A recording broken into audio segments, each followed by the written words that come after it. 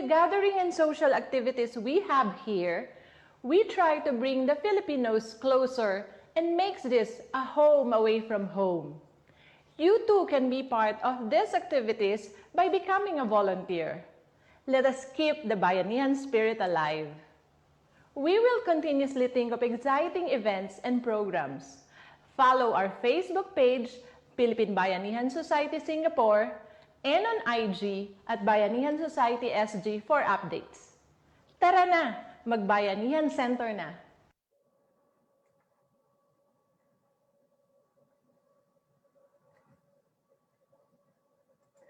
Good afternoon, everyone. I am Minerva Lau, and on behalf of the board and staff of the Philippine Bayanihan Society Singapore, I would like to extend a very warm welcome to all of you to our second annual Bayanihan Lecture. We greatly appreciate you taking time off today, a Sunday, to join us. Before we begin, here are some gentle reminders. For those in the Zoom meeting room, we seek your cooperation in keeping your Zoom app to mute and video off to avoid disruptions. Please stay seated and stay present until the end. After the keynote speech, there will be a Q&A session, and so please send your questions via the Zoom chat or via FB Live comments. We wish to thank our sponsors, Jollibee and Century Properties, for partnering and supporting this event. To begin this program, may I call upon Attorney Ranveer Kumar Singh, the Honorary President of the Society, to deliver his welcome remarks. Attorney Ranveer, the floor is yours. Thank you very much, Minnie. Our guest of honor, His Excellency Ambassador Joseph Delmayap, our keynote speaker, Ambassador Minda Calaguian-Cruz, officials of the Embassy of the Philippines, my fellow board members of the Bayanihan Society, ladies and gentlemen. Mabuhay and a very good afternoon to all of you. On behalf of the organizing committee of the Bayanihan Lecture 2020, I am delighted to welcome you to this afternoon's Bayanihan Lecture, which is jointly organized by the Embassy of the Philippines and the Bayanihan Society. The Bayanihan Lecture is an annual event which was inaugurated last year as part of the Golden Jubilee celebrations of diplomatic ties between the Philippines and Singapore. So this year, the Bayanihan Lecture is now in its second year of running. To those who are uninitiated about the Philippine Bayanihan Society in Singapore, may I just tell you a little bit about the society. The Bayanihan Society is a manifestation of the multifaceted and close relationship between Singapore and the Philippines. It was established in the year 2001 by the Embassy of the Philippines, following an understanding reached between the governments of Singapore and the Philippines to provide a forum for upskilling social and cultural matters for overseas Filipino workers based in Singapore. Prior to the formation of the Bayanihan Society, there were few Filipino community groups in Singapore, but there was no dedicated and organized forum providing a platform to meet the needs of the OFWs in terms of broad-based upskilling, social and cultural matters.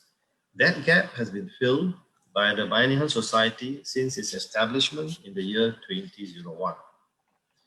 The Bayanihan Society has been operating from a building known as Bayanihan Center at Pasir Panjang Road. We work very closely with the Embassy of the Philippines and with the Singapore government agencies such as the Ministry of Foreign Affairs and the Singapore Land Authority.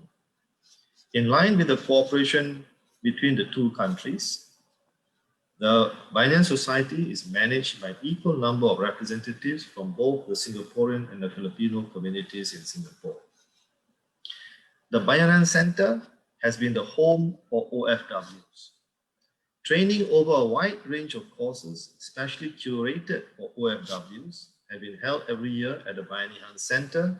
Examples of such courses are cooking, baking, nursing aid, dressmaking, flower arrangement, computer literacy, and financial literacy. The training at the center is increasingly being audited and accredited by TESDA. In more recent years, the profile of the Filipino community in Singapore has changed, especially there's been an increase in the number of professional managers, executives, and technicians. To cater to their special needs, the range of courses have been broadened. Over the last few years, the alumni of Ateneo University has been running courses on leadership and social entrepreneurship, which have indeed proved to be very, very popular. Overall, the training available at the Bayanihan Center is being recognized, and it provides participants with a valuable tool to improve their station in life. Since the year 2001, more than 14,000 Filipinos have undergone courses at the Bayanihan Center.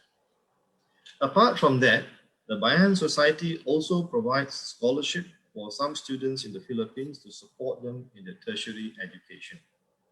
Over the last 2 years, the Bayanihan Society has been holding a series of talks and workshops called Bayanihan Talks on a quarterly basis, dealing with a wide range of matters to cater to the diverse interests of the Filipino community in Singapore.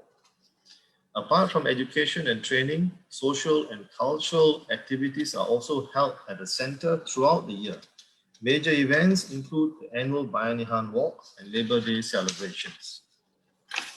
Bayanihan Center has also assisted in providing relief efforts necessitated by a number of natural calamities which have occurred in the Philippines over the last few years. Now, turning now to the impact of COVID-19 outbreak in Singapore. The outbreak early this year has also impacted Bayanihan Society. Firstly, all our activities that requires in-person attendance had to be ceased. That means all our classes, social and cultural events scheduled for this year in person have been affected. To overcome this impediment, the society has embarked on remote engagement. Towards that end, the frequency of the Bayanihan talks in particular has been shortened from a quarterly basis to a fortnightly basis. That is to provide a much more frequent engagement with the Filipino community virtually. Surprisingly, we are pleasantly surprised actually from the response of the Bayanihan talks. Right? It has been proved to be very popular with audience participation from several countries and the number of participation reaching out to 10,000 at the most recent Bayanihan talk, because we are also linking through our live Facebook. Encouraged by this positive response, the Bayanihan Society is exploring ways to resume classes, social and cultural events virtually. Secondly, the COVID-19 outbreak has prevented us from holding one of our signature annual events, the Bayanihan Walk, which began in the year 2015. That has been an important feature in our calendar because it has served as an effective occasion to galvanize the various Philcom groups to collaborate, to undertake a fun-filled walkathon, and to raise funds for the Bayanihan Society's activities. Thirdly, as you can see, the outbreak has also compelled us to convene this lecture on a virtual basis. Fortunately, we are able to do so. Buoyed by our experience in the Bayanihan talks, we expect a very good participation for this lecture, and also from several countries. Now, let me talk a little bit about the future. The disruption in all spheres of life caused by the COVID-19 outbreak has indeed posed challenges to the Bayanihan Society in the delivery of services to its constituents. Such disruption actually brings into sharp focus the relevance of Bayanihan Society in times of pandemics, when many would seek the comfort and solace provided by Bayanihan Society to overcome their difficulties. We will certainly adapt and remain relevant and change to remain relevant to our constituents. We can look forward to the future with some confidence, backed with our growth over the last 19 years, coupled with the continuing linkages that we are forging with the increasing number of Philcom groups in Singapore. Many prominent social scientists have concluded that community service leads to strengthening of social capital. which provides the necessary glue to bind people so as to build a harmonious and peaceful society. The Bayanihan Society improves lives and strengthens bonds through community service. As you heard, my fellow board member, Christy Vincentina, in the video, she has invited you to join us as a volunteer. I also invite you to join us as a volunteer in our journey to continue improving lives and building social capital. All you have to do to join us as a volunteer is to simply drop us an email. Let me turn and say a little bit about the lecture today. As I foreshadowed, the Bayanihan Lecture was launched last year as part of the Golden Jubilee celebrations. The lecture is aimed at drawing individuals who have contributed significantly in social and community service to share their knowledge and experience and to inspire volunteers to further the cause of the Bayanihan Society. For this year's event, we are indeed very fortunate to have Ambassador Minda Calaguian-Cruz as a keynote speaker. She, in fact, had played a major role in the birth of the Bayanihan Society in Singapore. Despite travel restrictions, Ambassador Cruz is able to join us remotely. We are grateful to her for kindly consenting to speak to us and to share her thoughts and experience. Now, finally, if I may say a few words of appreciation, firstly, we appreciate the kind and generous gesture of sponsors who have made this event possible. Secondly, I would like to thank Ambassador Joseph Delma Yap, officers of the staff of the Embassy of the Philippines for their tremendous support, my fellow board members of Bayanihan Society for their constant encouragement, and members of the organizing committee for the very hard work in organizing this event. Finally, I would like to thank you, the audience, for attending this event and making it a success. I would encourage you to participate actively later at the panel discussion that we will have and share your thoughts. Have an enjoyable and productive afternoon. Selamat and thank you. Thank you, Attorney Ranveer. Thank you so much for that, for your description of how the Philippine Bayanihan Society is doing and will be doing. May I now call upon Philippine Ambassador to Singapore, His Excellency, Mr. Joseph Delmar Yap, to share his inspirational message. Ambassador Yap, please.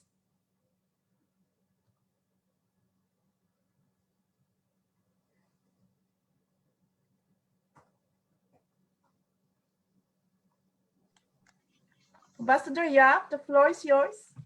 Okay, sorry, I had to unmute myself.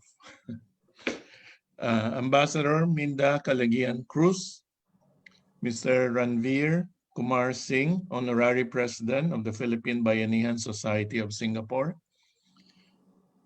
esteemed members of the Board of the Philippine Bayanihan Society, friends, at mga giliw na kababayan, good afternoon, magandang hapon po. I would like to welcome all of you to this year's Bayanihan Lecture. As was already mentioned, this year's Bayanihan Lecture is the second in what we hope will be a long-running series of such annual lectures. The inaugural Bayanihan Lecture was launched last year by the Philippine Bayanihan Society of Singapore and the Philippine Embassy in Singapore in time for the celebration of the 50th anniversary of the establishment of Philippine-Singapore bilateral diplomatic relations.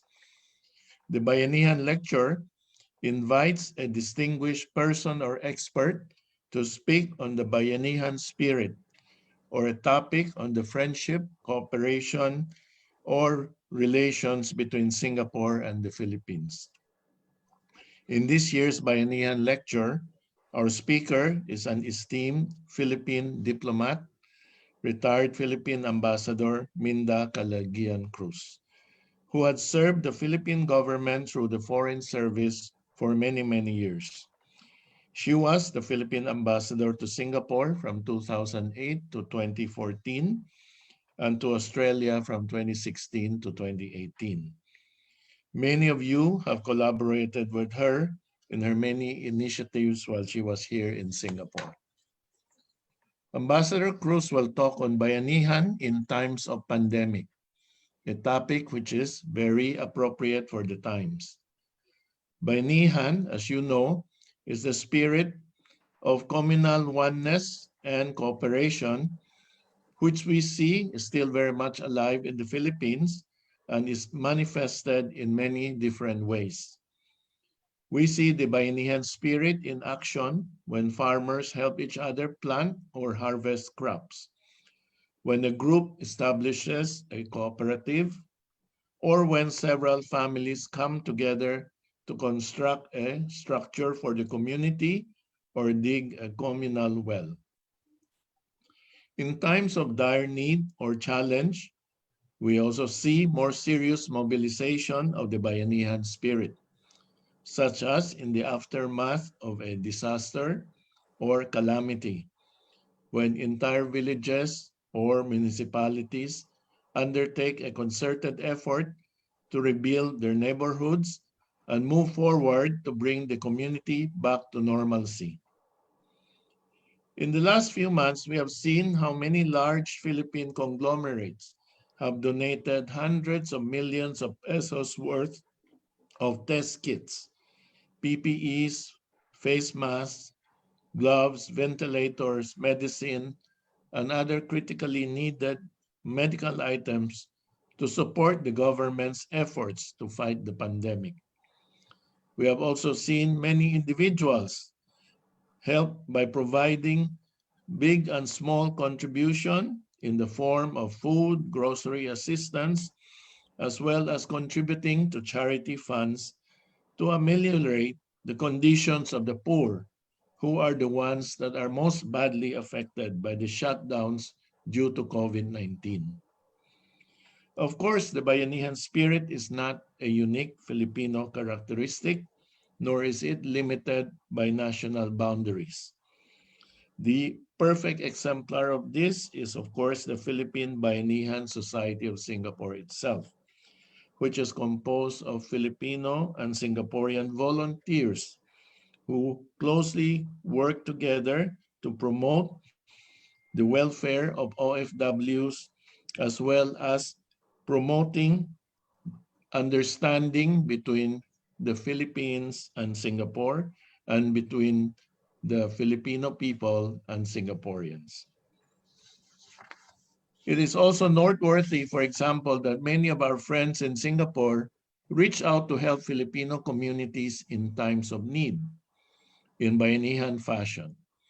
Every year, generous Singaporeans go to the Philippines to assist distressed communities through many diverse projects, from empowering women to make a livelihood to providing clean drinking water for poor rural communities, from setting up soup kitchens for street children to providing for the construction of classrooms in remote villages.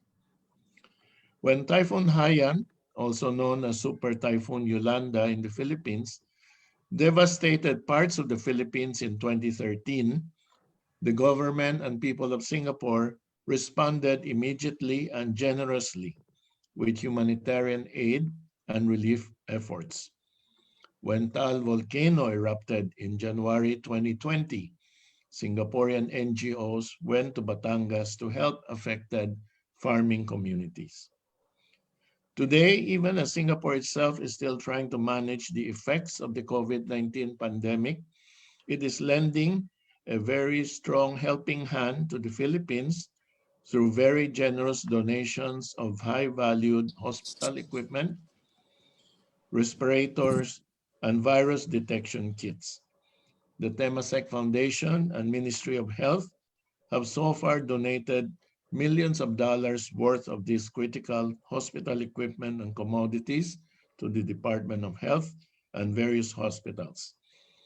Temasek Foundation will soon send another batch of hospital equipment and personal protective equipment to more Philippine hospitals.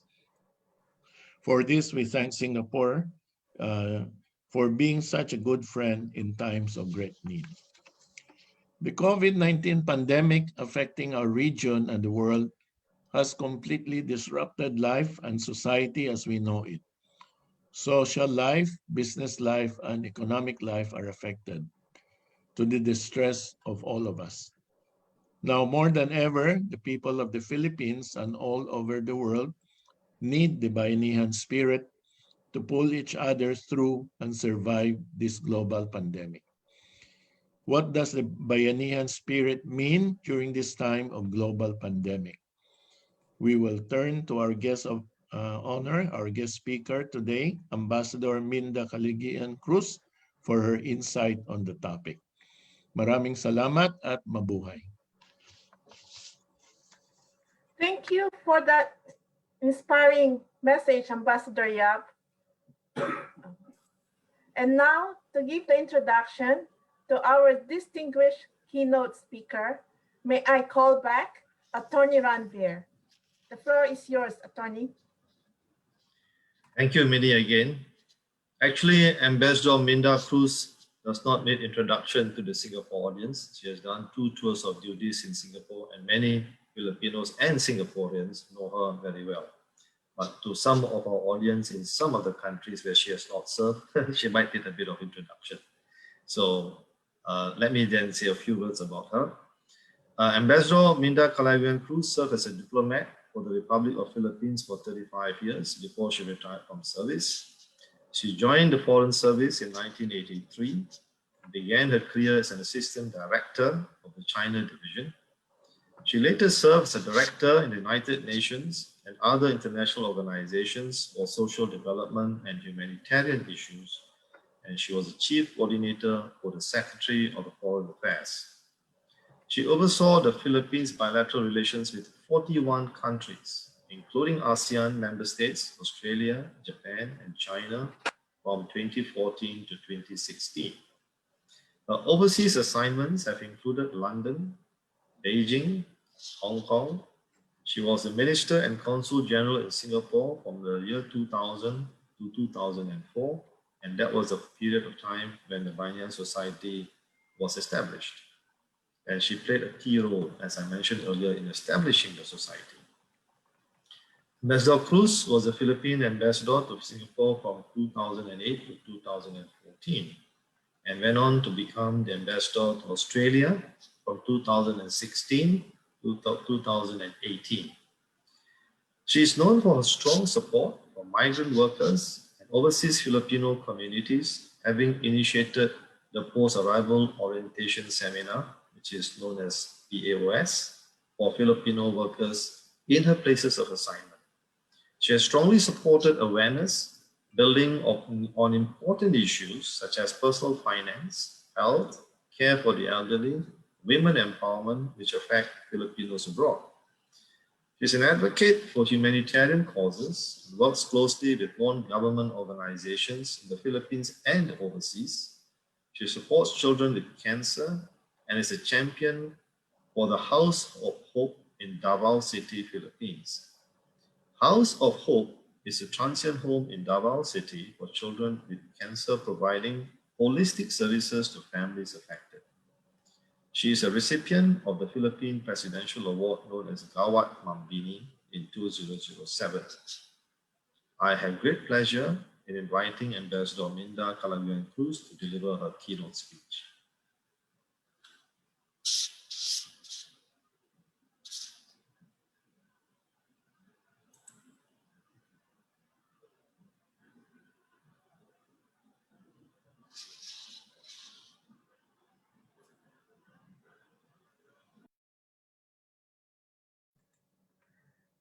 Mindy, please unmute your Zoom. Sorry.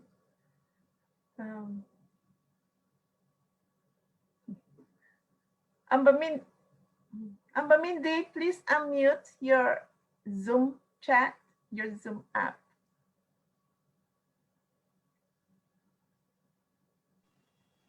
Okay. Do you hear me? Do you hear me now, Minnie? Do you hear me? Yes, Yes, Ambassador, yes, you're po. okay. All right, thank you. Thank you. Mahirap sa technology. Anyway, thank you very much, Ranveer. Good afternoon. Your Excellency, Ambassador Joseph Del Mar Yap, Attorney Ranveer Kumar Singh, members of the board of PBSS, colleagues in the Department of Foreign Affairs serving now at the Philippine Embassy in Singapore, friends, ladies, and gentlemen, good afternoon. It is a great pleasure, really, to be part of the second annual lecture of the Bayanihan Society. I should congratulate the members of the board, and I know that the inspiration behind this lecture is Ambassador Yap. And great it is indeed to have this lecture on an annual basis. Thank you. Thank you for having me today. I am to speak on Bayanihan in this time of pandemic. Bayanihan is one of the catchwords we associate with Filipinos. So cherished is this notion of Bayanihan that it has given its name not only to the organization hosting this lecture, the Philippine Bayanihan Society Singapore, but also to the Philippines' premier dance company. It has also been immortalized in a painting by national artist Carlos Botong Francisco. It was also featured and portrayed in a TV advertisement. It's More Fun in the Philippines tourism campaign many years ago. More recently, the legislation enacted by the Philippine government in response to the COVID-19 pandemic was christened it was christened the Bayanihan to Heal Us 1 and Bayanihan 2 to Recover. Now is thus the right time to revisit the concept and to look afresh to see if it can yield ideas of how we can live together through this pandemic and its aftermath. In this broader sense, Bayanihan is hardly unique to Filipinos, as mentioned earlier by Ambassador Yap. The Indonesians have a gotong royong ethos as well. Many other cultures have analogous traditions of solidarity and mutual assistance.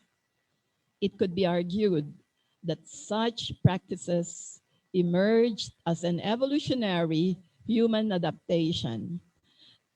Those most willing to work together for the common good fared better then and outlived those who tried to manage on their own. If so, could it be that some of the challenges we face nowadays are the outcome of having forgotten the Bayanihan spirit? It is a possibility we must seriously contemplate. For while we like to think and say that the Bayanihan spirit is alive and well, there may be a sense in which it has become something of a cultural relic, something we keep in a glass cabinet for inspection by curious foreigners, and only taken out and used on occasion in times of emergency. In a journal written by the Cebu-based scholar, Dr. Gertrudis Ang, way back in 1979, entitled The Bayanihan Spirit, Dead or Alive. She cited a newspaper report of research conducted by the University of the Philippines anthropologists in a barrio in Ilocos, which claimed that although the Bayanihan spirit was not yet dead, it was very much on its last legs, something the researchers blamed on the disintegration of traditional labor exchange and its replacement by a cash-based economy. But the article also cited another news report about the experience of 9 public sector executives who went through an immersion program in 4 barrios in Cavite, who expressed the view that the Bayanihan spirit remained very much visible in the communities where they stayed. Later in the article, Dr. Ang herself cited her own experience, witnessing firsthand the relocation by Bayanihan of the house of a soldier in Cebu. Thus, the article ended on a positive note, postponing the pronouncement of the Bayanihan spirit's demise. 4 decades have passed since that article has been published. 4 decades in which many societies, not only the Philippines, have been so developed. We would see that there have been so many, and at times almost beyond recognition. A large part of that transformation has been good, as many countries developed and lifted a large share of their population out of poverty and squalor. But that development has also a dark side of it when economic imperatives gained primacy and profit was placed above people and also above planet. What has resulted is a grossly unequal world and one that feels increasingly unsafe and unfit for people and other creatures to live, much less to thrive. It is this world that gave rise to the current pandemic. Although science has yet to arrive at a definitive conclusion on the origin of the virus, numerous studies suggest that it came from wildlife, like many of the deadly diseases that have punctuated human history, and which seem to be emerging with increasing frequency as time goes by. It illustrates what happens when we human beings fail to appreciate the importance of boundaries and limits. As our number continues to grow exponentially and our needs expand along with our wants, we begin to encroach on the space of other creatures. Sometimes we even take their lives, not only their habitats, as shown by the brisk global trade in wildlife. In doing so, we help unleash previously unknown diseases on our own kind. Bayanihan is premised on a belief in the common good. It follows from this that available resources must benefit all and not merely a few.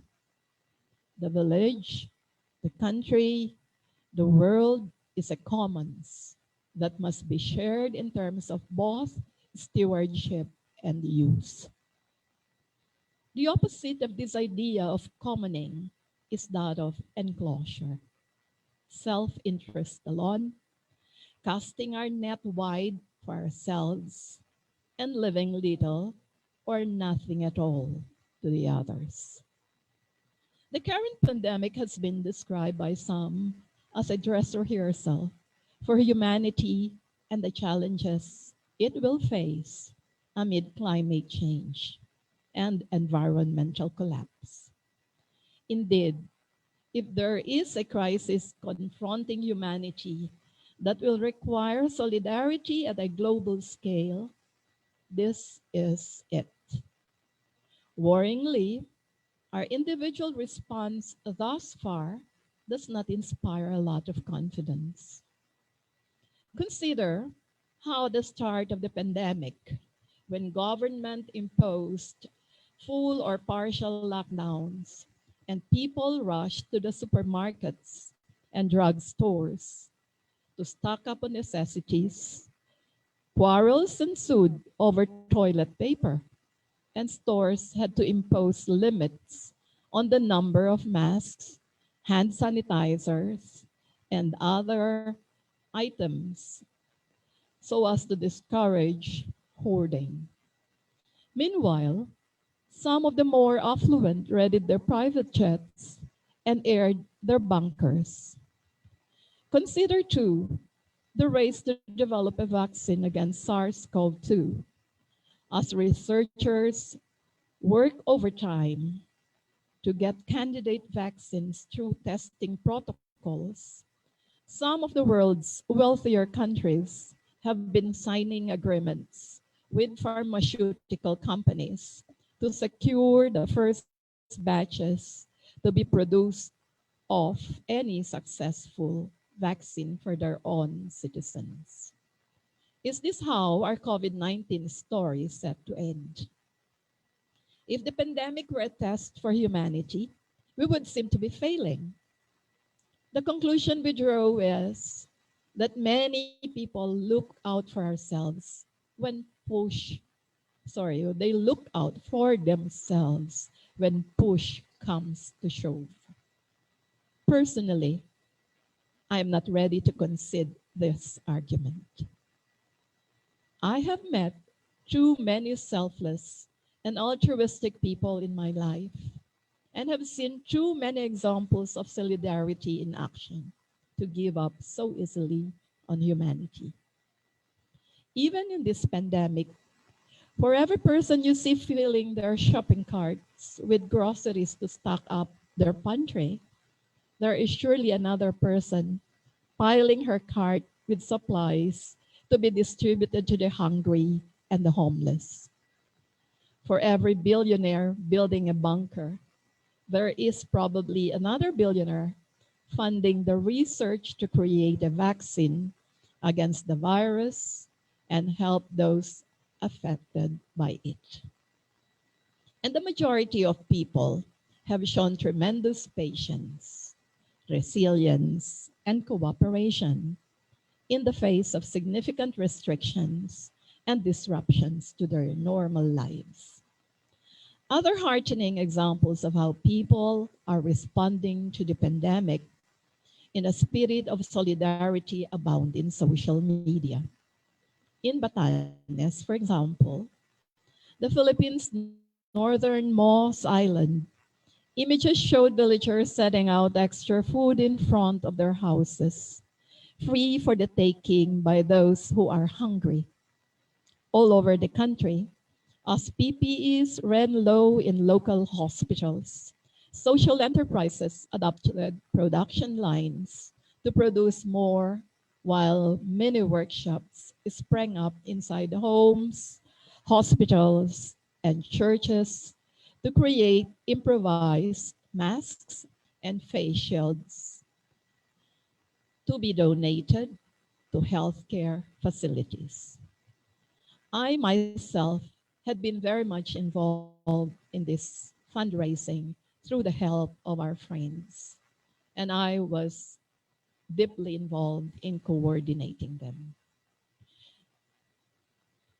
As public transport was halted, making it difficult for frontline workers like doctors and nurses to reach their station, corps of volunteer drivers were formed. Even Filipinos abroad organized donation drives to send financial aid or in-kind assistance to their most vulnerable kababayans.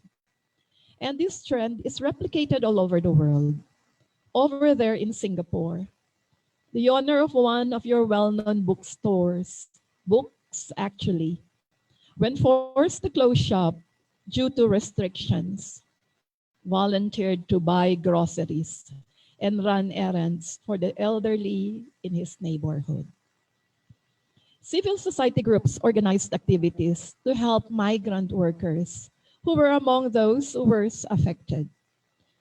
The pandemic has, in other words, revealed two faces of humanity. One, generous, the other, self-centered. One brave, the other fearful. One beautiful, the other ignoble. The thing is, these two sides exist within each of us. It is normal to want to protect ourselves and ensure our own survival, just as it is customary to be compassionate to our fellow human beings whose fates are, after all, intertwined with ours. This reminds me of the American Indian tribe fable about two wolves. Let me share a video clip on this, which was crafted by 360 Marketing about it. As the legend goes, an old Cherokee was teaching his grandson about life. He said to the boy, "A fight is going on inside me. It is a terrible fight, and it is between two wolves. One is evil. He is anger, envy, sorrow, regret, greed, guilt, lies, superiority, and ego. The other is good. He is joy, peace, love, hope, humility, kindness, empathy, generosity, truth, compassion, and faith. The same fight is going on inside you and inside every other person too." The grandson thought about it for a minute, and then he asked his grandfather, "Which wolf will win?" The old Cherokee simply replied, "The one you feed." Yes. In my years as Philippine ambassador to Singapore and the years thereafter, I have watched with interest the progress of the Philippine Bayanihan Society Singapore. It is the one of those institutions feeding the good wolf, so to speak. And I am delighted that this pandemic does not seem to have dampened your spirits. Rather, it has strengthened your resolve to be of more service to your constituency.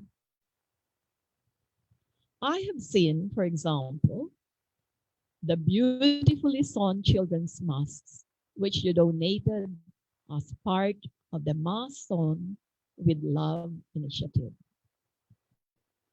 I have also seen the webinars you have been organizing for our kababayans in Singapore and beyond on a range of practical, relevant topics, among them health and preserving or protecting finances during this challenging time. I hope that you will continue this and other initiatives so that the Bayanihan spirit will not only stay alive, but will continue to thrive. I recall the birth of the Philippine Singapore Society in 2001. It's almost 20 years ago. It was initiated by then Ambassador Jesus Yabes, who was deeply concerned with the needs of our approximately 100,000 Filipino workers in Singapore. I was the Minister Consul General, freshly cross-posted from Hong Kong. I strongly supported it, knowing and having been involved in similar organization of Filipinos in Hong Kong. President Estrada and Prime Minister Goh Chok Tong endorsed and agreed on this idea. It was a government-to-government initiative, as was said earlier. But one thing that makes it unique is the participation of the private business sector, drawing on board outstanding corporate executives, both Filipinos and Singaporeans. I will be remiss if I do not give credit to Ms. Jenny Chua, currently the honorary chairperson of the board. She's one who is really one in a million, so to speak. her corporate management skills, her involvement in social services and humanitarian activities, her wide networks and generosity helped shape the direction of PBSS in its early years. Her indefatigable energy is matched by other advocates that included the first set of board members like Edmund Tai, Lala Chan, Ed Ng, Jayani Tay, Patrick Chong, Antonio Cailaw, Renato de Guzman, Dean Bobby Mariano, Ning de Guzman. I thank them most sincerely as they continue to enliven the Bayanihan spirit to make other people's lives better. I wish to acknowledge and thank with much gratitude the untiring, selfless, and innovative efforts of the succeeding officers and board members, headed by Attorney Ranveer Kumar Singh, Christy Vicentina, Minilao, Marian Argilias Chua, Jojo Abuan, Miel Prudencio, Rico Hizon, Ed Vinluan, Theodore Chan, and of course, the Bayanihan Center Angels, Cecil Ojena and Mindy Maestrado. Their commitment, unfailing support, their synergy, and above all, their love and generosity continue to inspire and drive the Bayanihan Society forward. Bayanihan continues to evolve constantly, finding new niches to make itself relevant, expanding its reach, enabling its trainees to realize their potential and become better workers. A testament to Bayanihan's success is the sterling record of 14,000 trainees who completed their training program at the Bayanihan Center. Initially, courses were designed for our household workers, but expanded further to include Filipino professionals, managers, executives, and technicians. COVID-19 has stunned the world in an unprecedented way. It changed our lives. It tested our humanity and continues to do so.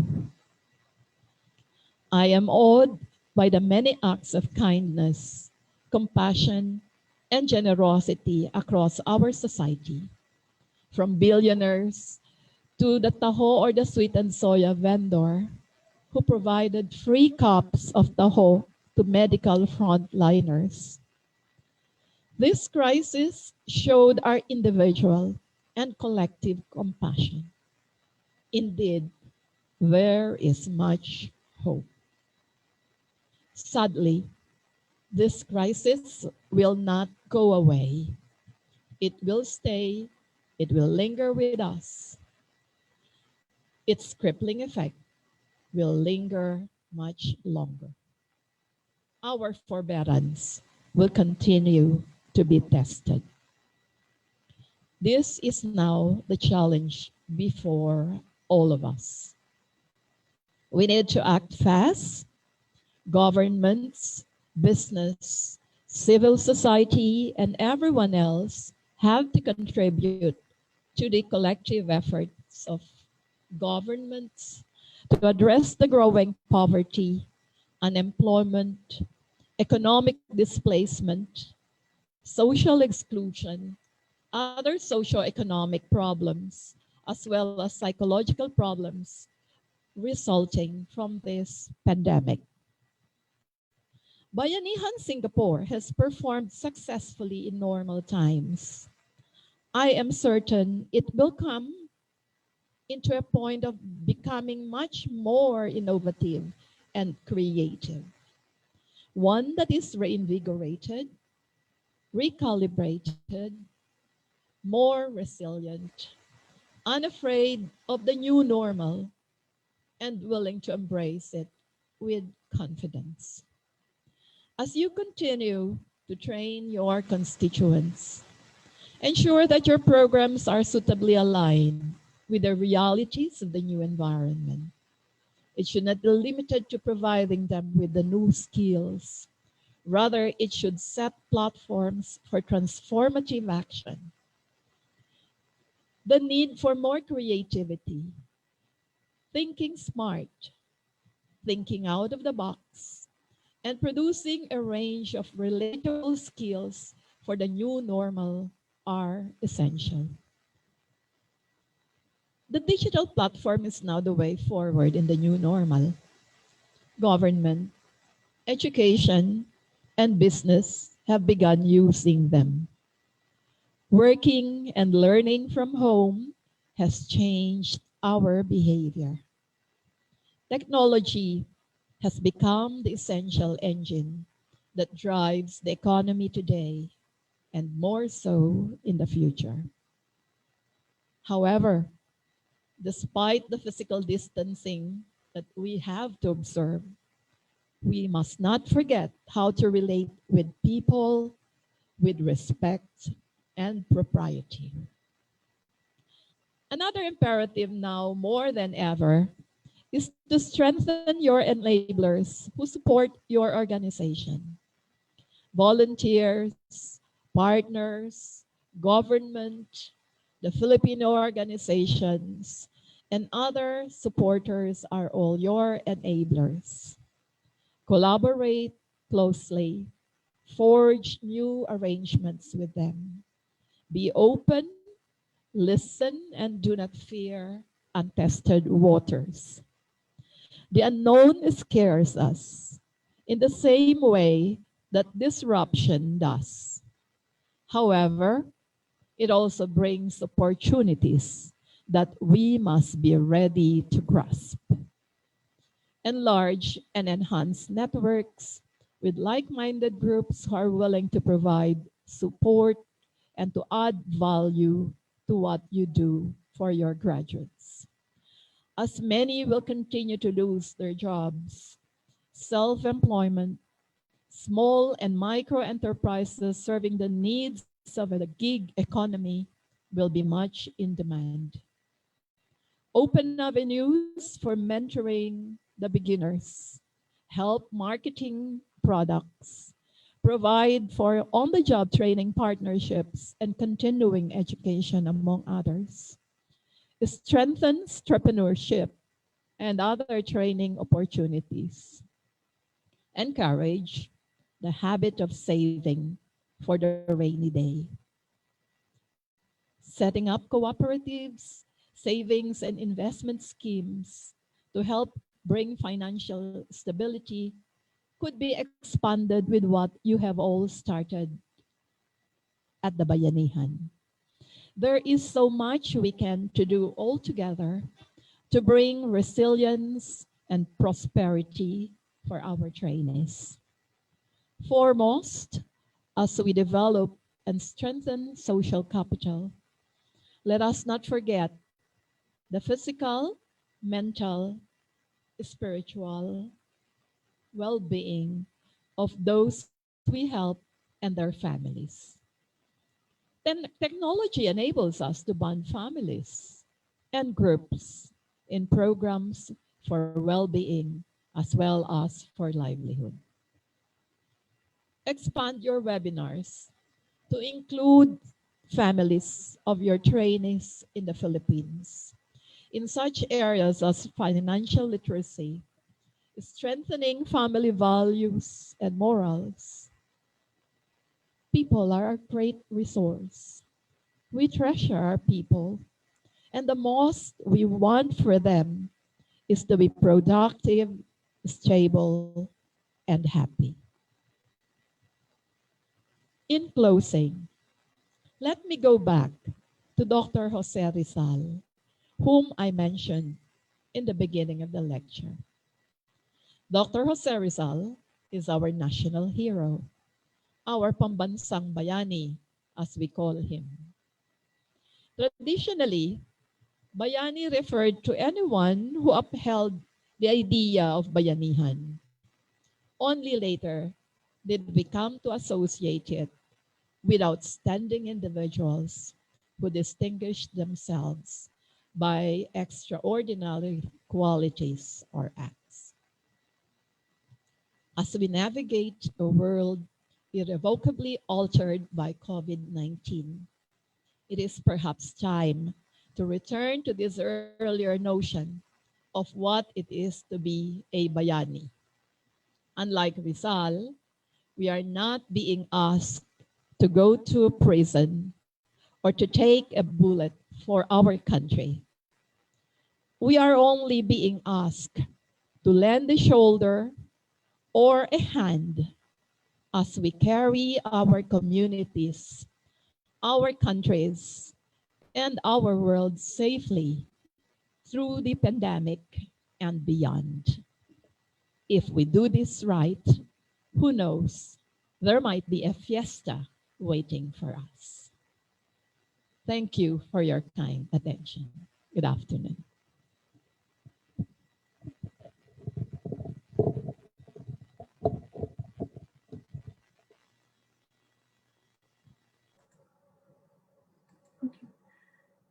Thank you, Paul. Thank you very much for that speech, Amba.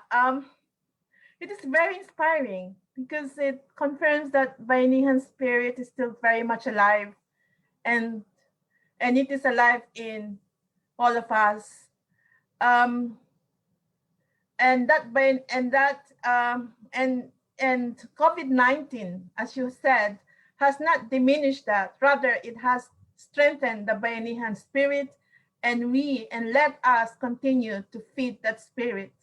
It is motivational as it confirms and encourages us to continue what the Bayanihan Society has been doing. It is nice to know, and it warms the heart that it still has an important role to play, and it dares. In your last part of the speech, there are challenges mentioned there. It challenges the society to set platforms for transformative action in this new world. Indeed, there is a need for more creativity, thinking smart, thinking out of the box, and producing a range of relatable skills for the new normal. So we are faced for that. Thank you again for the speech, Ambassador Mindy. And we now have time for questions from friends in the Zoom platform and friends watching via FB Live. Ambassador Joseph Yap and Attorney Raniver will be joining our keynote speaker, Amba Mindy, in the panel as well. And also, there are other board members who are present, so they will be open to questions that you may have. But before we go to the questions via Zoom chat or via FB, let me just give you a gentle reminder. Please continue to place your Zoom to mute and send your questions through the Zoom chat or the FB comments. Thank you again to our generous sponsors, Jollibee and Century Properties, for helping make this Bayanihan lecture happen. Before we go to the questions from our friends, may I just have the first question to Ambassador Mindy about her challenge to the Bayanihan Society. It sounds to be very daunting, a very daunting task as we grace a totally new world and new skills are needed. Could you just please elaborate a bit more on what those challenges are in a more specific ways, and maybe how we can possibly proceed? Ambassador Mindy?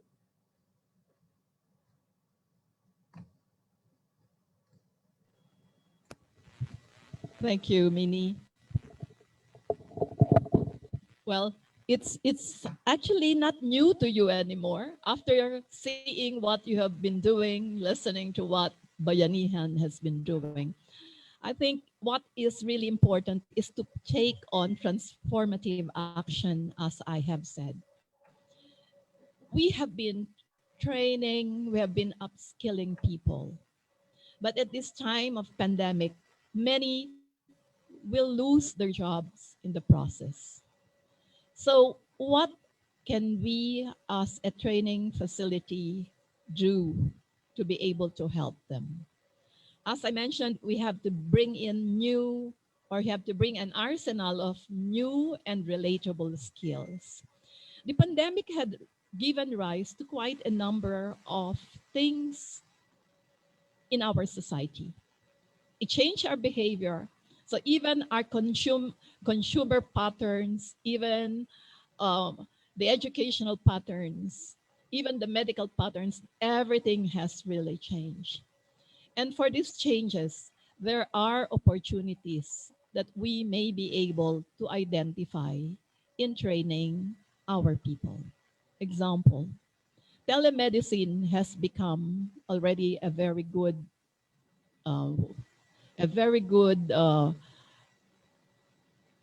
it is another new industry that had come out in terms of bigger numbers. You can now train people who can be virtual assistants to these particular doctors who are doing telemedicine. You can train the nurses to be able to use the digital platform to be able to practice their profession. You teach computer, basic computer. You can now move to the higher level. There will be a lot of opportunities for cloud computing. There will be a lot of opportunities for e-learning. There is a lot of opportunities for e-governance. So this is where you can train people to be able to provide that particular need of those industries that have come about in a different mode. They have been existing, but then the mode by which it is now practiced has eventually changed. So I think this is another thing, and many people have already been working in remote places.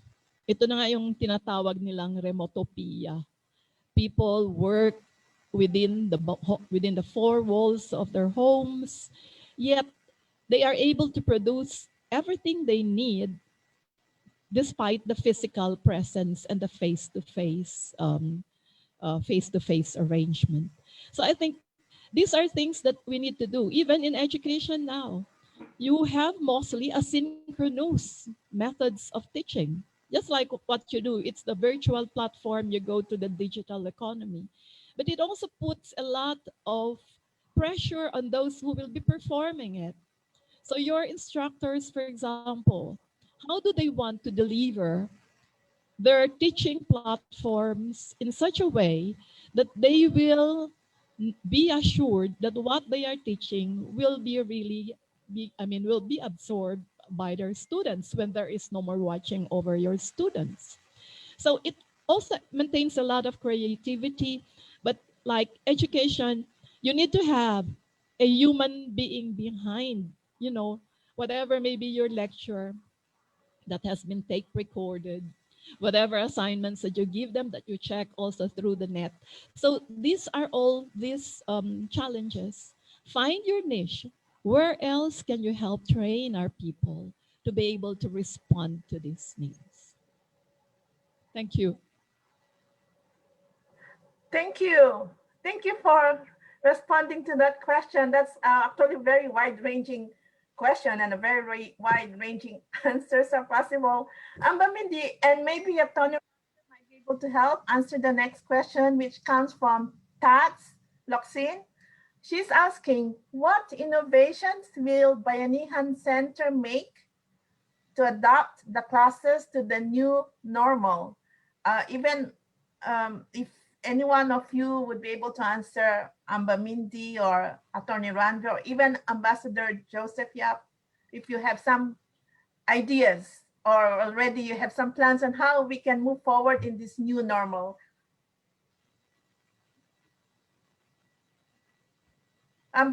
Mindy, you want to go ahead? Si Tats ba yung nagtanong? Hi, Tats. Nice that Si you're Tats all po. on the platform now. Well, Tats would be very helpful. She is in business and she knows how to create what you call these opportunities. Now, the virtual platform that Bayanihan has been doing, like seminars and training programs over the digital platform. I think that is one that has to be strengthened very well. And what perhaps will be most useful will be having people who have the know-how to be able to prepare content, to be able to prepare the technical side of how the trainings can be delivered successfully. I think that's one very critical area. Since digital na yan, wala nang going back. Although there are also courses that cannot be done digital, like your hotel, restaurant, your culinary arts, you cannot actually do that like online. It can be done, but I think its objective and purpose will not be achieved as much as it can. So I think it's important to view all this and see how and we can benefit with professionals both doing and designing content and people who will draw the technical platform for that. You have a lot of Filipinos in Singapore, and I'm sure many would want to be part of a new team that will try to find measures to be able to get this particular objective. Thank you. Thank you too.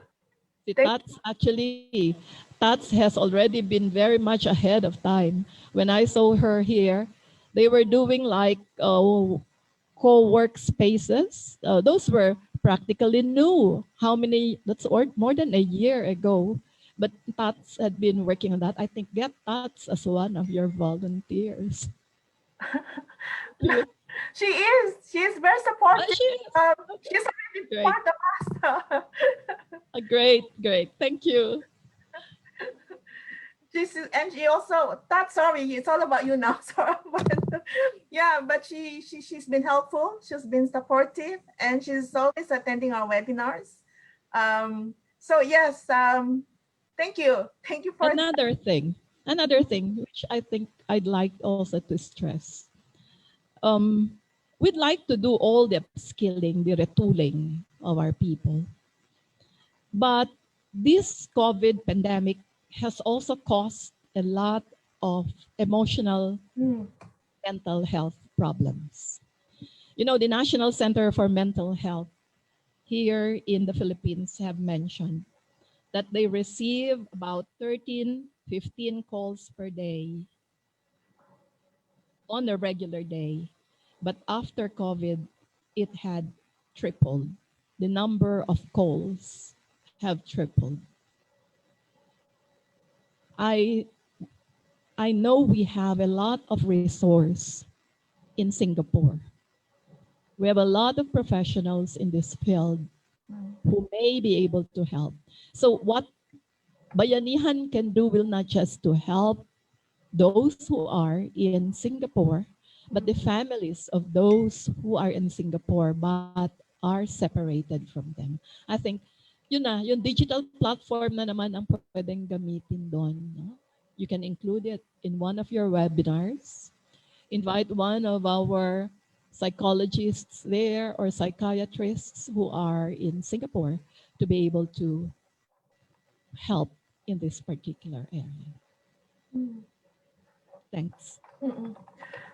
Thank you, Amba. I think you just mentioned exactly about mental health and the well-being. I think Mary Ann, your good friend and our secretary, she just sent a question on how we can help in meeting or at least addressing some of those mental health issues of our kabayans, especially our household helpers. So that's her question on our chat room. Would you like to elaborate, please? I think you have a lot of people. Mary Ann will be there.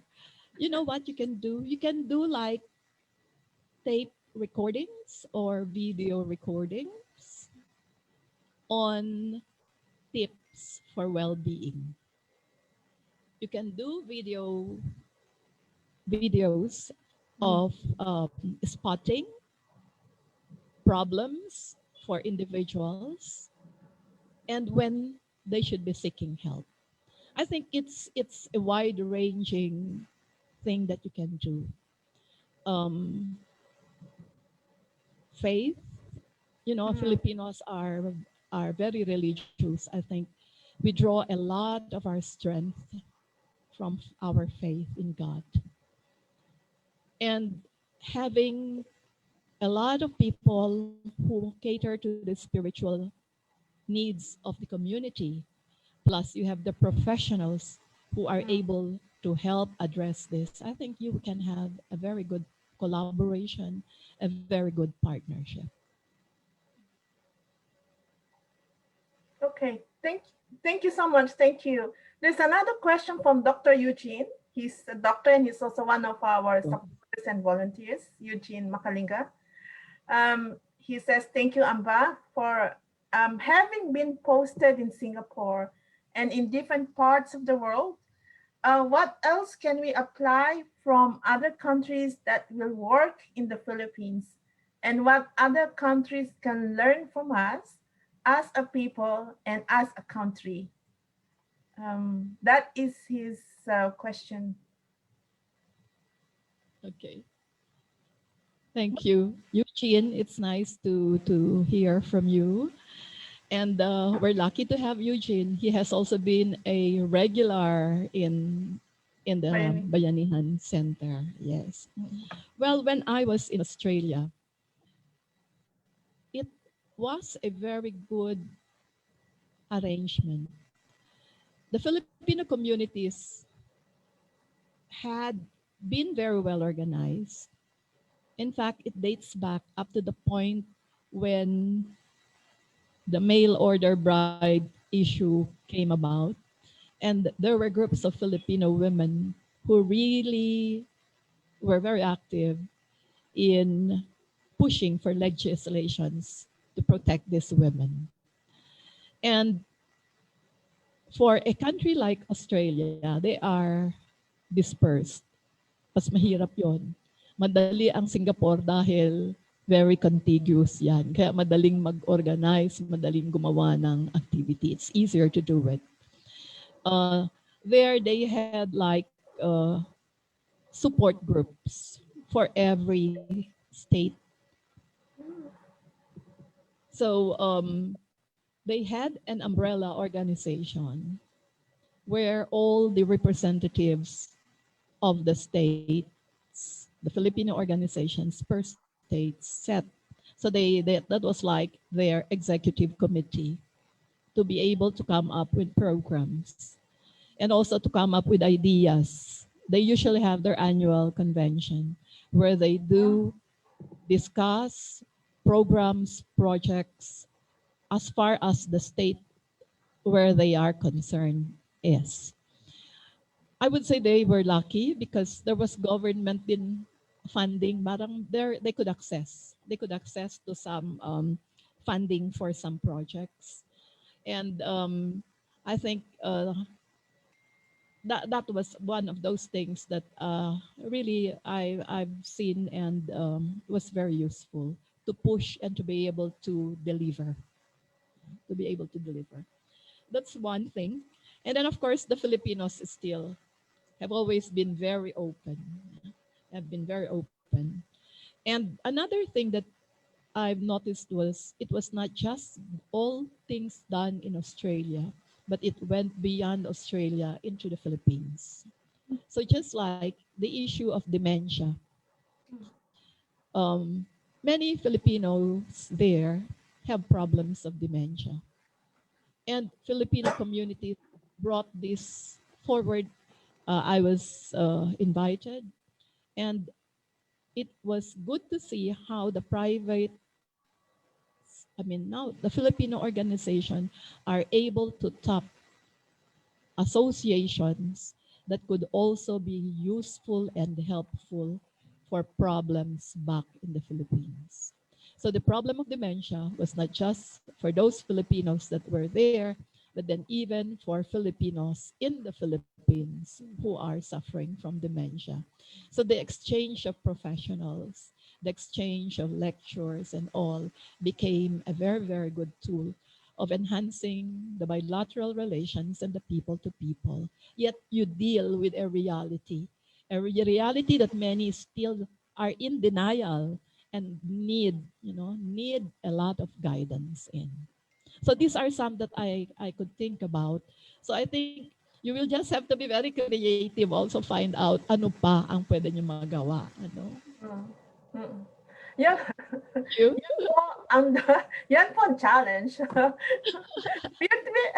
Especially when the demographics of our kababayans has changed.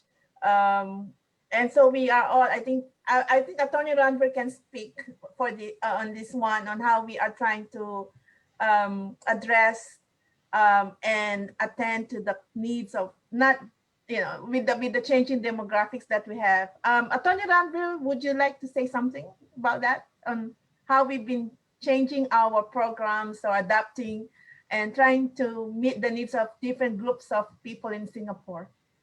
Attorney Ranver, please. Yeah, sure. Well, I mean, first of all, we are really moving to uncharted territories. And therefore, which direction and how we do it is something which is totally open. One good guide, of course, is to take directions from what the government is doing. At least they would have done a lot of, research. They've got a lot of advice. So that's something that we can try and follow. And because there are two levels. At a personal level, we're all facing challenges. And when we're serving in a community organization, the Bayanihan Society, the society itself has challenges. So personally, all of us in our work life has been affected, right? Right from lockdown, working from home, trying to adapt to deliver your services from your home, and trying to find out how best you can deliver your services. That's a big challenge already. And how you operate your own businesses or your companies is another big challenge. The government is facing big challenges. And therefore, we are really, I say, in uncharted territory. I think, first of all, there are some perhaps more immediate concerns. To my mind, the immediate concerns are people who have lost their jobs or who probably will lose their jobs in the very near future. How do you address their concern? If you can provide them with an alternative job, that may take care of some of the mental issues that they may face. If they have no jobs, I think the mental issues is going to become more acute, right? So I perhaps one of the approach to be taken is to try and help people who have already lost their jobs or who might lose their jobs in the future.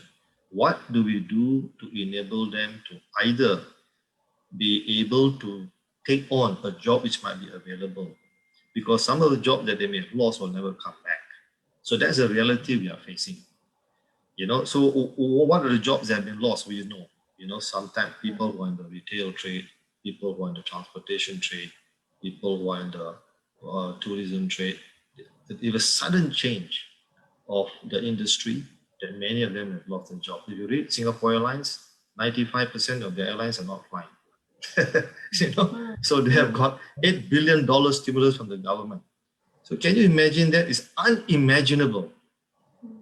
So where do we go from here? Is there any job for crew? I'm not sure. Crew from Singapore Airlines are now working as safe ambassadors elsewhere. So there's a drastic change in people's lives. So do we have the answers? I don't have the answers. So I think we need to review the situation very closely and find out what do we do even as a Bayanihan society. So one aspect, I would say that we take the cue from the government, see what they're doing. So the first point that I would like to perhaps make is the immediate problem. The people who have lost their jobs, let's try to train them in areas where they may be able to secure a job. What is the job that they can secure? Looks to me like more of the technology-based kind of job, right? Now, for this kind of jobs, perhaps the more younger members might be able to acquire the skills, or even some of the older members who are more adaptable to acquire this kind of skills, they might be able to do so. Then there are skills training programs which the government has rolled out either with NTUC or some other organization. So we can't replicate them. They have got to put in so much of resources and funds into those programs. So we probably have to work with them and see if we as a society can be a center for that kind of training to be provided and extended to the Filipino community. So they can have trainers, for example, who can then train, remotely or just in-person classes using the center as a forum, as a place, and extended, so we call it NTUC or something like that. That's one idea perhaps I can suggest. Now those who are the older ones who get displaced, what do they do if they can't adapt to technology so swiftly? They will have a bigger problem. So we need to address their kind of concerns. What do we do for them? I'm not sure. So I think this is where we need the community to come up and to be able to contribute in terms of time, effort in this process. I think the few of us in the board will not be able to do this. You need a much larger gathering to do it because, otherwise we'll be stretching ourselves too thin and not being able to do much. So that's why my fellow, Vice President Christie has encouraged people to join us, and we've been encouraging people to join us as volunteers in whatever way that you can contribute, to come forward and to provide your services where your skills are relevant, and then we can then see what we can curate for such people who need immediate help. The more middle short-term, there's a more immediate problem. The short-term problem will again be continuous training, looking at new ways where the world has changed. COVID-19 is going to stay with us for some time. That's the consensus of many people. Today I was listening to a BBC program. It says that the first generation of vaccine might be out perhaps by next year, but it's not going to be effective in the opinion of many scientists, because they're not sure how it will work out. Perhaps they'll have to wait for a second generation vaccine, which might be a bit more effective. Now, what does that mean? A vaccine takes 12 to 18 months to come to the market. So we are talking really about 2 to 3 years before we can perhaps be hopeful of a much more normal situation in the community. That means we have to work within this so-called new normal, in the meantime, and we have to then adapt. How do we adapt it? That's a just challenge. We really have to think about this more intensely. I don't have the answers yet, to be honest with you. I'm figuring out myself what to do. Thank you. Thank you so much. Yes, there's just as what Ambassador Minda has said, we do have a daunting task ahead in this new normal. They're just it's uncharted, as what you said. So we really don't know a lot of unknowns, basically. So that makes it a bit more difficult to plan. But as you said, if we work, if we work with the government in Singapore, for example, or even the Philippines, they have the resources. Maybe, that might be one way as well. You have suggested that we can cooperate and the society can cooperate with them and do something for what our kababayans or FWs or the community would need. So yes, it's tough. I'm sorry, I just posted that question. I thought you might, any comment for me would be nice. I just wonder if Ambassador Joseph Yap has any comment or remark to make. Ambassador Yap?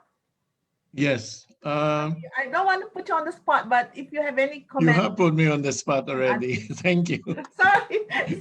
No, but I think the comments of both Ambassador Minda and Ranveer are quite they're very good suggestions. I think definitely what we've seen really with this COVID-19 is that the technology and the digital solutions, while we knew that they were forthcoming, but COVID-19 has really just accelerated everything. And like the adaptation of Zoom, like what we're doing, I mean, it wouldn't have happened without COVID-19. I think some people were trying it out, but suddenly now it is a tool that everybody uses. Everybody has to use it, and it has now become a normal thing to do. And I think that this is what has happened now with this pandemic.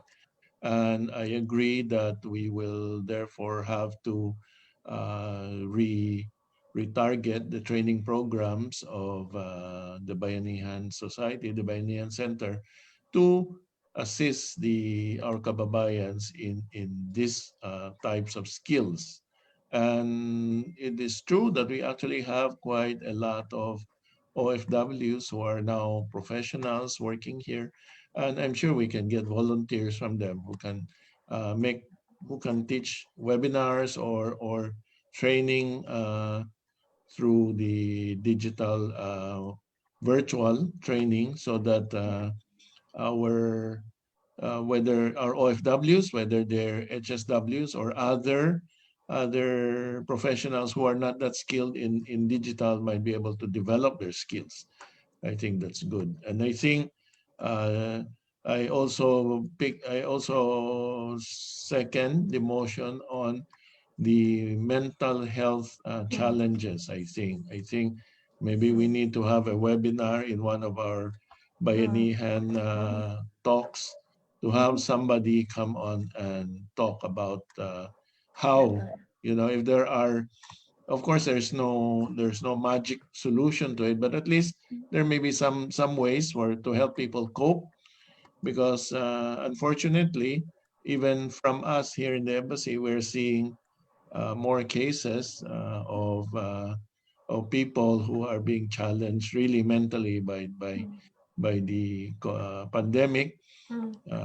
Not only land-based, but also our seafarers also face a lot of challenges, primarily because they cannot go home. They're stuck on their ships for months and months, and some of them have gone over more than a year already without ever being able to change their to disembark and be at least be able to go home and see their families.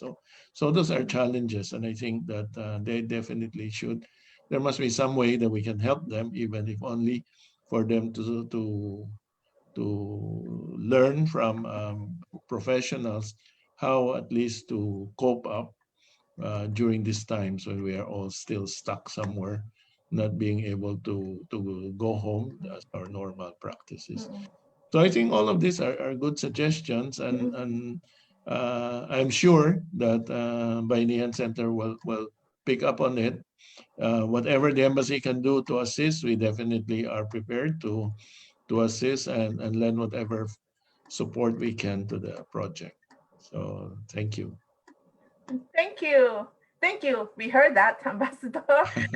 Always naman, always. We're always ready to help. Well, I'm not denying it. I'm just talking about the digital skills. I'm looking at our Facebook. There's this question about, as what you said, what can we do to help our kababayans here to overcome this technological crutch or issue? And then that's from Ed. And then there's somebody who also said, Mr. Cruz, Luis Cruz, PBSS should consider reaching out to SG IT companies. So to all of you who are in the IT experts, IT companies, please approach us, volunteer your skill and expertise. We need them, we need that, and we need it to help also share that knowledge to our kababayan. So thank you so much. But we run out of time, but there's one last question. Talking about volunteers. We need volunteers indeed, but some volunteers burn out with too much of volunteerism journey. They can't say no, they volunteer here, volunteer there, but in the end, they get burnout. How do we keep that fire burning, that volunteer spirit? We always want to volunteer, but sometimes we just feel too tired or just fatigue, called volunteer fatigue, if there's such a phrase. Or any comment from Minda, please? Well, we're all humans. We get tired. Well, I think there are many things that we can do to help. We can help as an organization also by being very focused on what we want to do and what we want to achieve. Because when we, just like an individual too, you want to help because your friend is helping this, you also have been drawn on board to help. I think it's a great virtue to be helpful. But the reality is you will not become effective if you get burnt out.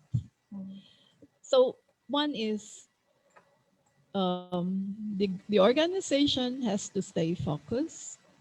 It has to be realistic with what resources it also has. In the same way with the volunteer. The volunteer should also prioritize what are for her, honestly in her heart, would be important. I think we just have to need to create hierarchies of the needs of our priorities. Otherwise, we will all get burnt out. Um, and another thing for organizations and also volunteers, as COVID-19 has, demolished a lot of things, you also have problems of fundraising for the organizations. And that is another challenge. So how how will we be able to carry more if there will be not much resources coming in? I think that's one thing that we have to do. And that's very good that Ambassador Yap mentioned, government can help. I think here in the Philippines, TESDA is rolling out a lot of programs for those who are displaced.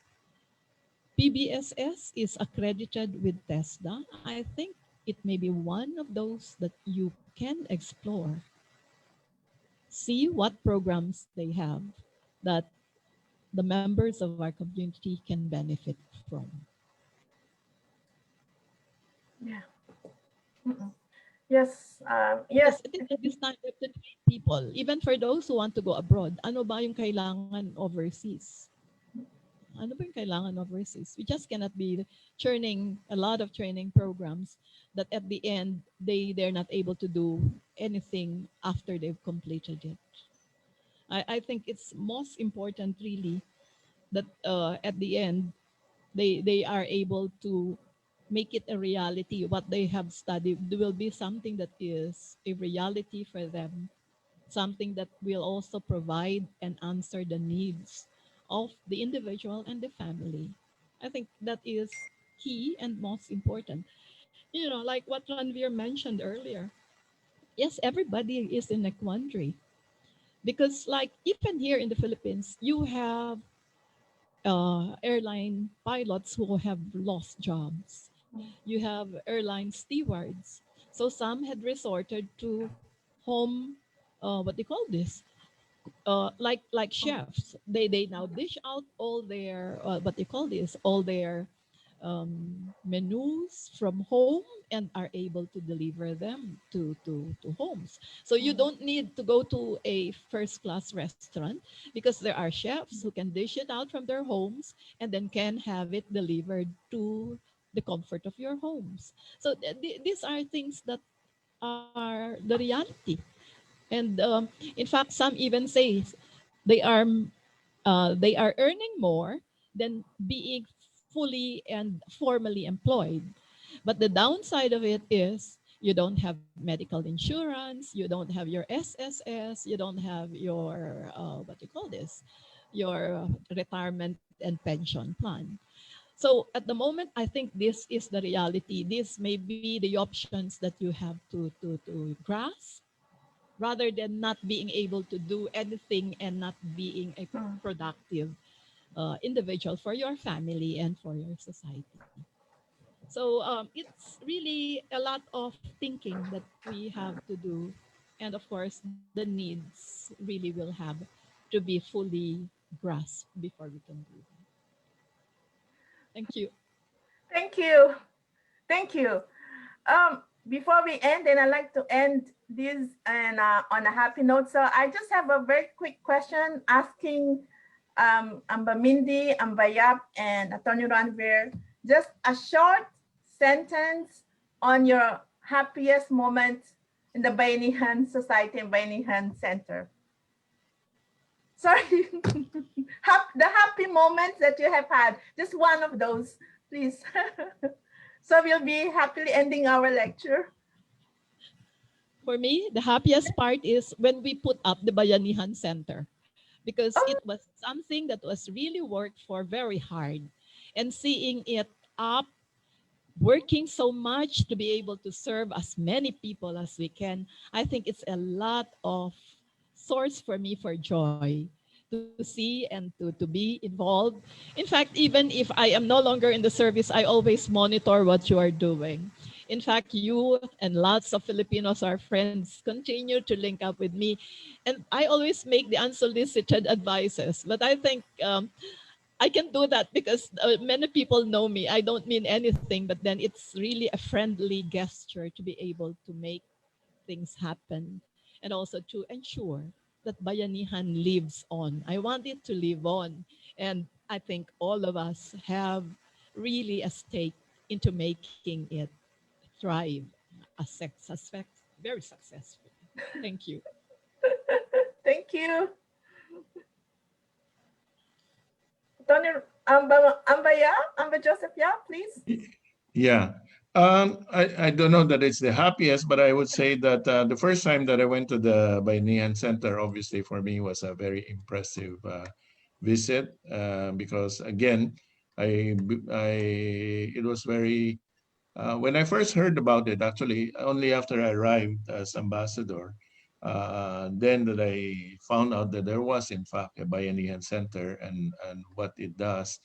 I was very much impressed by it, and I wanted to go see it. So the first activity that I actually was able to join at the Bayanihan Center, that would be for me a very memorable day, and I still find that it's very uh, impressive for me that we have such a Bayanihan Center here. It's one of very few, if not the only one that I'm aware of worldwide that is there to for this purpose to train our OFWs and to be a place where they can go and upskill, as well as now with the Tambayan, they can actually just hang out there. So it's actually a very good place. So I'm very happy about it, and I'm very glad that I was I am part of this Bayanihan Center. So more power to the Bayanihan Center and Bayanihan Society. So we will continue to give you all of the support that we'll be able to give to our ability. Thank you. Thank you.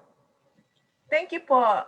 Attorney Ranveer, last word. Yes, well, I would share Ambassador Minda's sentiments because I was involved at the beginning, so I can still remember drafting out the constitution of the Bayanihan Society and filing it for registration, with the Registrar of Societies to get the approval. Of course, your sense of idealism those days, Yes. How it would pan out, but I'm glad it has been around since then, and we are hoping that it will be around for much longer, if not forever. So I think the thing is that there are ups and downs as we went along over the last almost 20 years.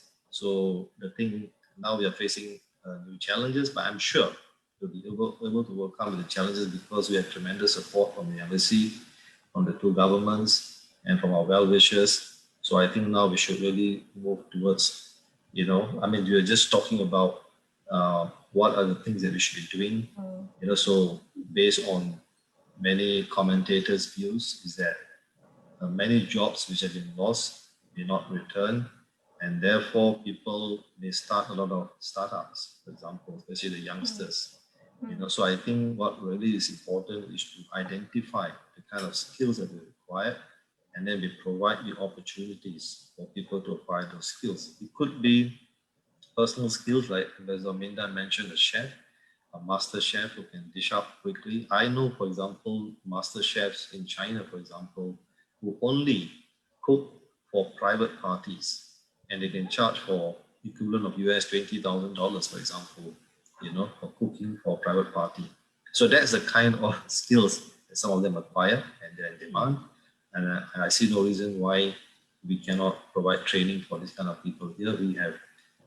We have classes for cooking, baking, and so on and so forth. I think it's a matter of trying to level up. But how do we provide such courses, in this forum, in this virtual forum? That's a challenge for us to do so. But the point is that remains we need to have a platform for people to acquire the new skills so that we continuously be able to be relevant and be obtained jobs. So that will help resolve a lot of the other issues that come around with losing the job. So back to your question about happiest moment. Yes, my happiest moment was at the beginning. Yeah, Ranveer was so helpful all throughout, not only before, until now. Thank you, Ranveer. But I'm still happy. The happiest was at that time, but I'm still happy. That's why I'm still around. Thank you.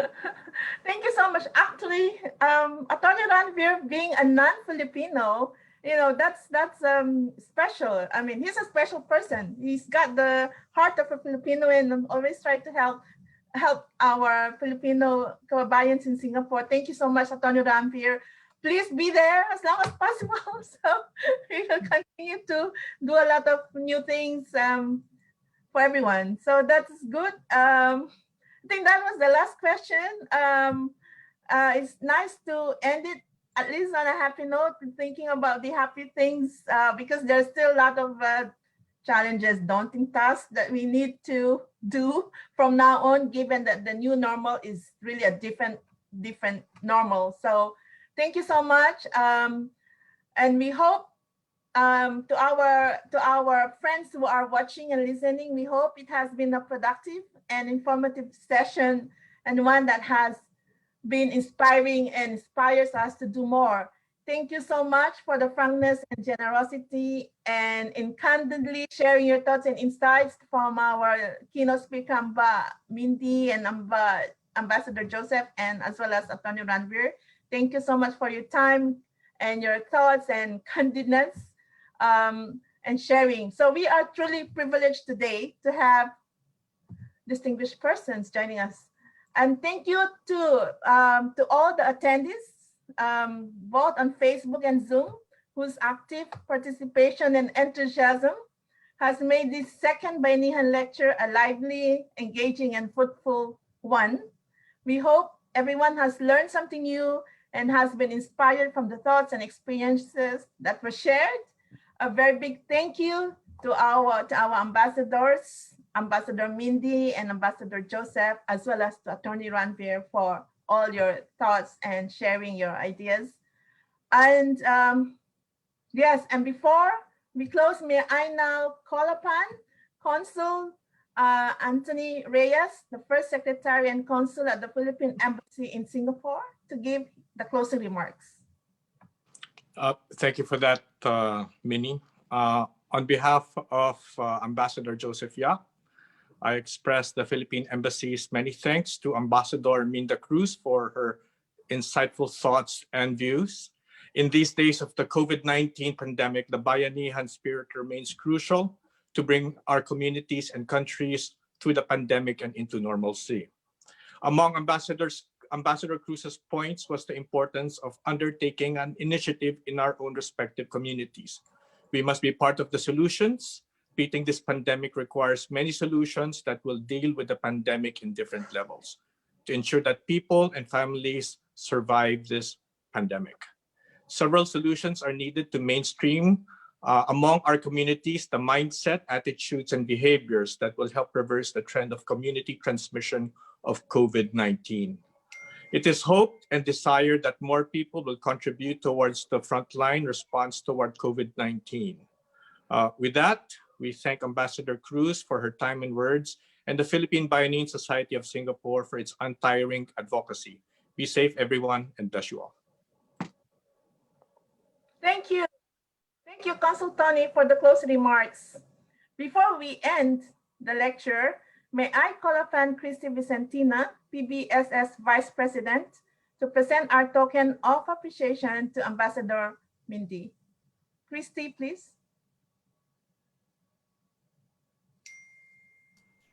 Oh, thank you, Minnie, and good afternoon. Dear Ambassador Minda Cruz, on behalf of the Philippine Bayanihan Society Singapore, I am truly honored to present this token. Maybe we can show the slide, this token, and echo our thank you for your kindness and generosity. We chose the Orchid of the Month, the Dancing Lady, in an adaptable form of brooch and necklace. The flower symbolizes beauty, passion, and love, which you have generously shared and continuously sharing to the society and to the Filipino community in Singapore. Again, our sincerest gratitude, mabuhay.